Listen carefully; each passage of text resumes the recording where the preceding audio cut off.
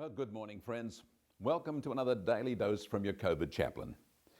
And as we move along now into the middle of the week for this productivity week, I wonder how you're getting on. You know, I try to inspire you and encourage you each day, give you something fresh and different, maybe something that'll motivate you or get you thinking about things you haven't thought about before. And I trust that that's being helpful over time. Not every day probably as helpful as others, but I trust I'm being a blessing to you. I'm doing you some good. You see, for me, this is part of my being productive.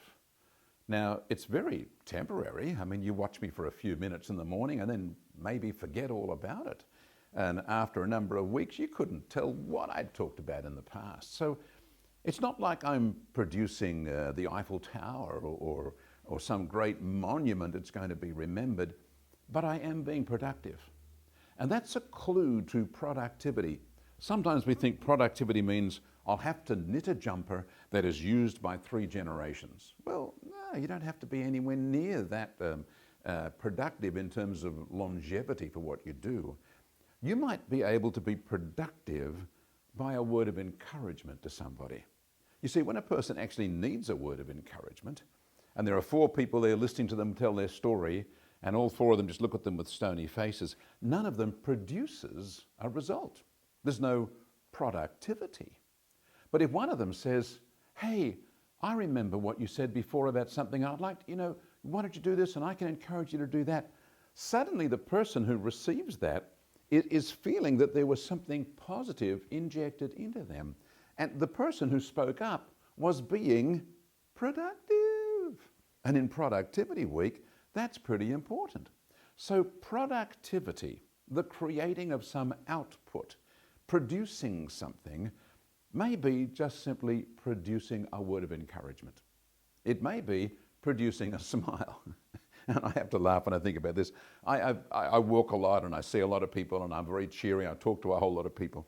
There are some people I've met, and if you held a gun to their head, they couldn't smile. I mean, it would be a miracle to see them smile. Maybe you're a bit like that.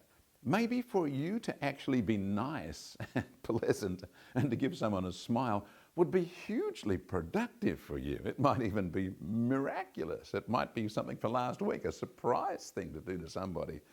So being productive, while I think it's wonderful when we can dig a garden bed, when we can build a boat, when we can write a poem, there's wonderful things you can do. Write a piece of music. Record yourself singing and praising God, and other people enjoy that. There's lots of things you can do that have a kind of lasting effect, but then there's lots of things that you do that are very temporary. I grew up with 4 brothers, 5 of us growing up, and my mother had to cook for us regularly, and she was a good cook and she produced lots of lovely things, but she found it such a pain to make a whole bunch of little cupcakes. And within 37 seconds, we devoured the whole lot of it. She'd say, I spent hours, getting that ready and it's gone so fast. But we really appreciated it. We loved that area of her productivity. She would sometimes complain, what's the use? Why do I bother? Because all you're going to do is eat it and scoff it all down in no time whatsoever. But it was such a treat for us. And we felt really blessed by our mum that she would make, and they would be warm out of the oven, warm little cakes that we could have. Maybe we'd call them muffins these days. And so I'm thinking about things that you can do and encouraging you to be productive, even though what you do is so transient. It just disappears, like my messages every morning. You hear them and then you forget about them. Yet at the same time, I'm speaking into your life. I'm encouraging you. I'm bringing some of God's grace into your life. So I'm being productive, even though I'm not actually delivering anything physical into your home. Yet this is a grace God has given me. What are the graces God has given you? To be productive. Now keep asking God about that. At the same time, you might also realize that it's easy for you to sit down and just spend all day thinking about what you could do. That is not the same as being productive. Being productive means you get out of your chair. It means you go and do something. It means you physically work on the project, whether it's by word, like a telephone call, or whether it's by writing, or whether it's by hammering or making or mixing or doing something. The productivity comes not by your planning and your thinking about it, but by actually getting it done. So friends, I want you to think today about what the gifts are that you have, and even if it's very temporary, even if it's very temporary, what we would say ephemeral, of the day, just lasts for the moment, then I want you still to be productive.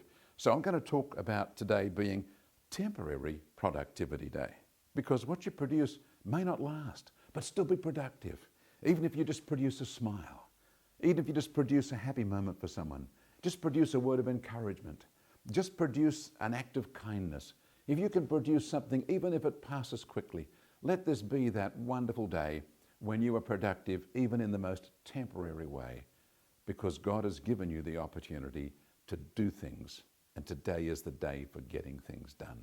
Productivity week. So friends, here's my encouragement again. I know I'm pushing you, but that's what I want to do. I want to encourage you to get out of your box, get out of your zone, and get out of the place where you're not doing what you should be doing, and let's be productive this week. And as you are, may God bless you.